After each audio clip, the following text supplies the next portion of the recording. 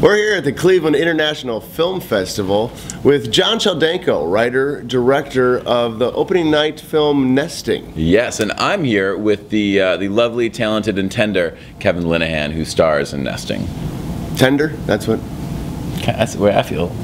I know, it's just kind of weird. So did you move from Cleveland straight to Los Angeles? Yeah, I'd moved around a little bit before. I lived in Central America for a little while. As is the process. Yeah, usually, right. And then after escaping from Central America, I ended up in LA. I had a good friend of mine from Sugar Falls. I packed up everything I had in this little Beetle and got my buddy to drive me out there, and we did, 5 days later, I landed in LA, and you know that Priceline site where you can like name your own price on hotel rooms? So I did that before I leave, right? And I'm like, cool, I got this great deal at the Bellage on Sunset. You know, like that fancy hotel, like Sunset, like around Doheny or whatever. Right.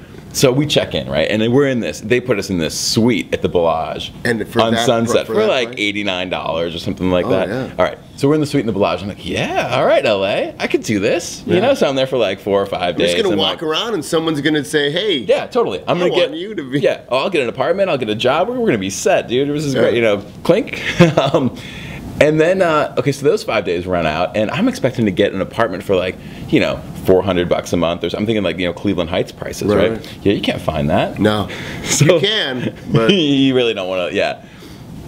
So those like 4 or 5 days run out, and I had to do the Priceline again, and my hotels kept getting worse and worse and worse, and so it was like the Bellage. Then it was like the airport and close to the airport, and it was like a Holiday Inn that was up on Highland or something like that. And then that ran out. Still no apartment, still no job. Then I had to drop my buddy back off at the airport, so he leaves, like loneliest day of my life, right? And I'm like, okay, now I actually know nobody here.